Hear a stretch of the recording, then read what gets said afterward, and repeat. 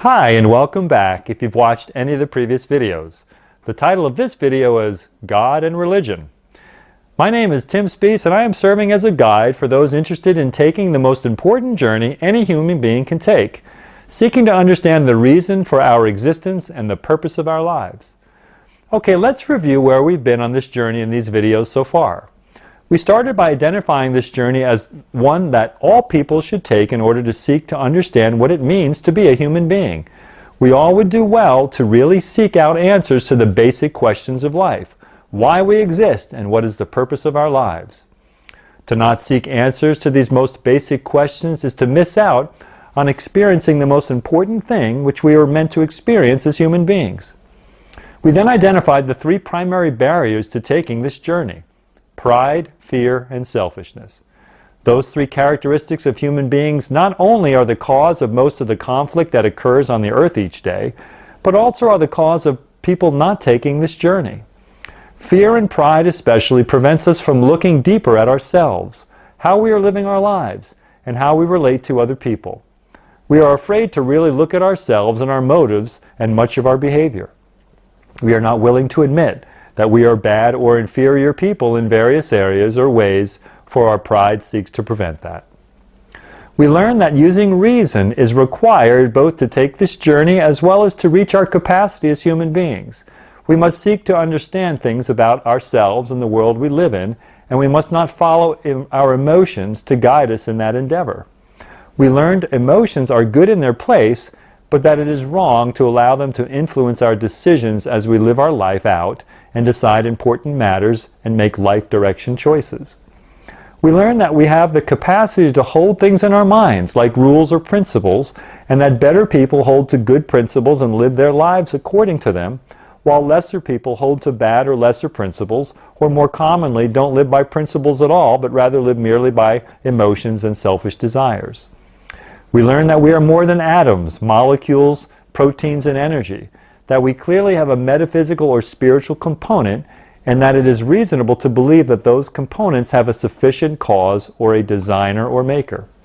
We also learn that our physical body requires a designer, that it is unreasonable to believe that our complex body with all its interrelated systems and subsystems just occurred over time without a designer's input. Finally, we left with the fact that it is reasonable to believe that our metaphysical components survive or endure past our physical body's death, and that it is possible that we can set our destiny after our body's death by how we live our life prior to that transition. When we start in on the topic of designers of the human race, we invariably will mix past with what people label as God or religious beliefs. Let's start by defining each important term. God would be a being superior to humans in nature or abilities, that is to say, superior in any or all areas of capacity, substance, or character.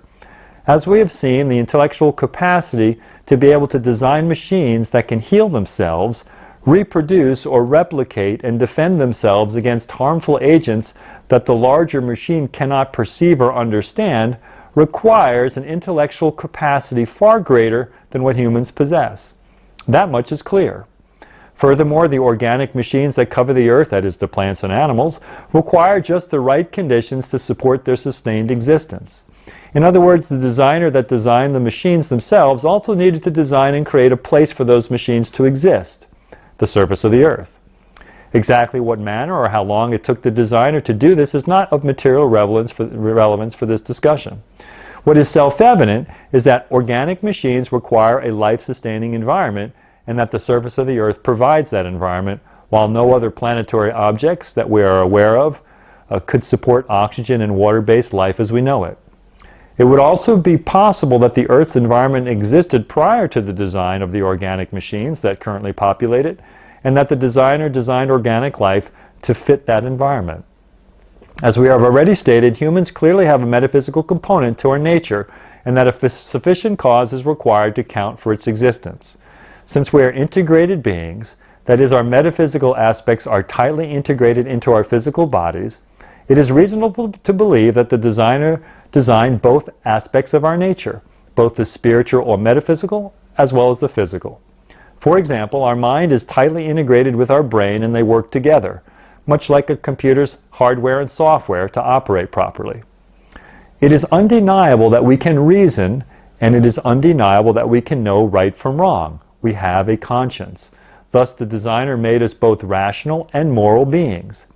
The designer must also know how to design such a being. Thus, it is reasonable to deduce that he himself has such attributes or values such attributes.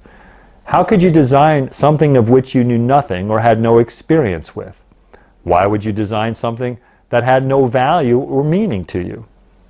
There are other aspects to the designer's nature that we could deduce by observing the creation, but I think we have enough to work with. The designer, or God, is superior to that which he created, and his characteristics of his nature, which are reflected in the design of human beings, namely, that he has a mind to reason, a moral knowing of right and wrong, and sentience, which means having emotions tied to thoughts or experienced events. In regard to sentience, for example, if I lose someone I love, I grieve. That is, I feel pain of a non-physical nature. I miss the person, and that hurts in a non-physical way. We have been given the ability to have emotions associated with various thoughts or experiences we go through in our lives. This is very much part of being a human being. So where do these facts leave us? Who is the designer? What is his name, or her name, or its name? And what is this being like? This is a question that almost all humans have asked throughout history. It's a reasonable one.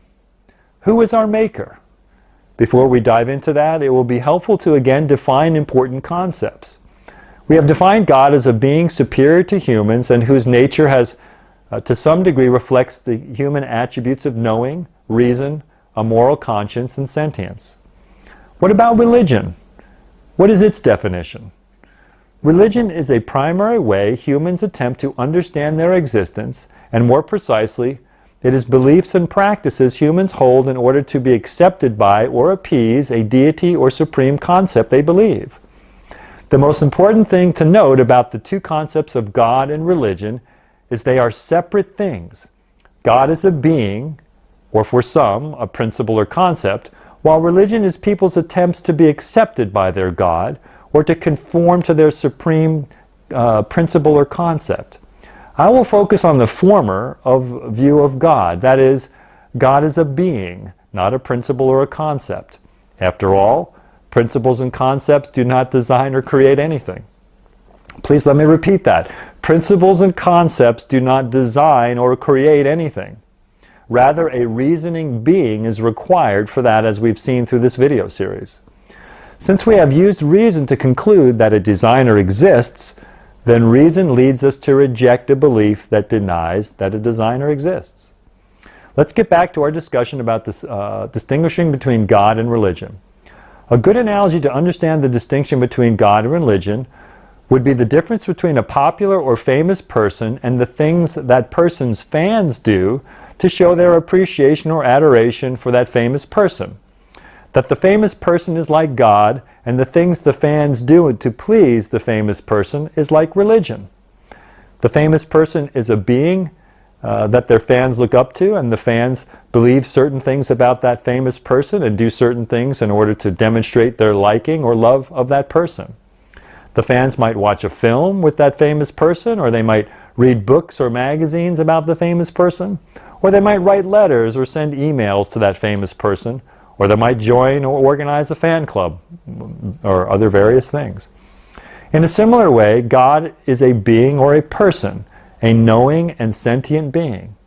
In contrast, religion is what the people believe about whom they claim as their God, or what they do to be accepted or approved or loved by that God. This is an extremely important distinction to make, so please let me repeat that.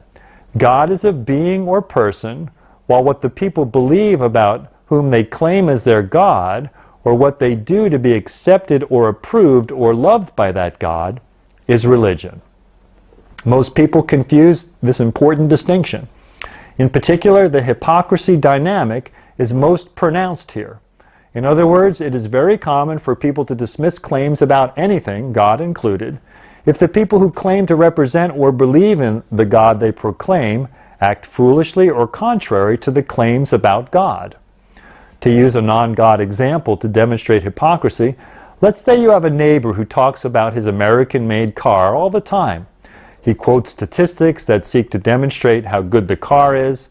He even goes so far as to advocate that all people should own this car and that it is foolish to not own the car. Then one day you see this neighbor pulling out of his garage with a foreign manufactured car. You would rightly say, "Oh my, what a hypocritical person."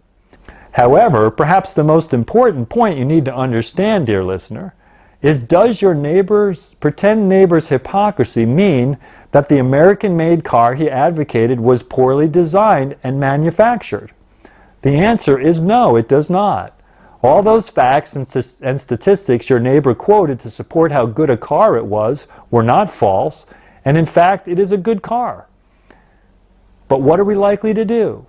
We are likely to throw the baby, in this case the American car, out with the dirty bathwater, in this case the man's hypocrisy.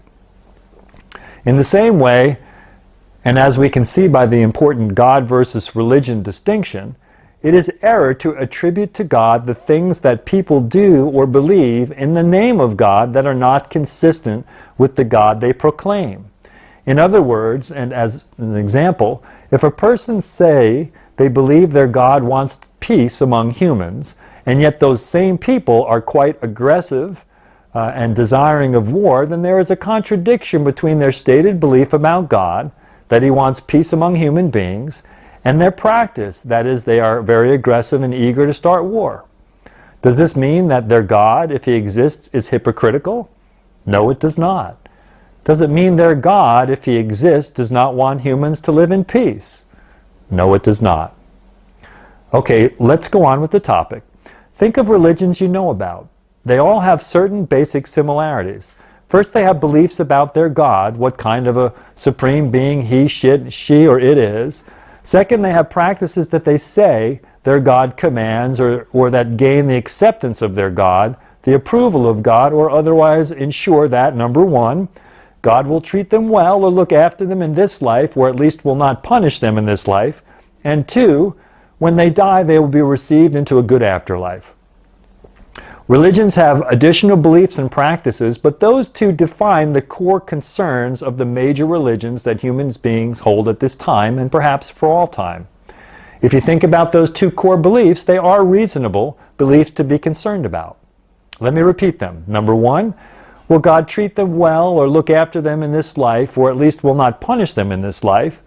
And two, when they die, will they be received by God into a good afterlife? The first concern is completely based on what kind of being God is. What is God's nature? Is He like people in that He will treat with favor those who do what He wants? And the other side of the coin, will He punish those who don't do what He wants?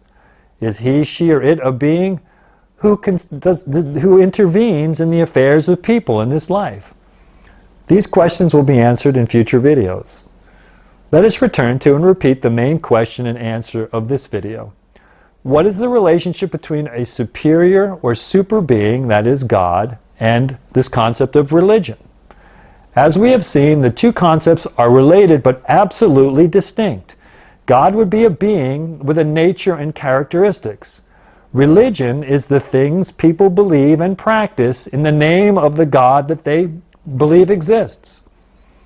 To repeat and drive this important truth home, a good analogy to describe this distinction would be the difference between a famous person and the things that person's fans believe about him or her, and the things they practice in order to pay homage to that famous person.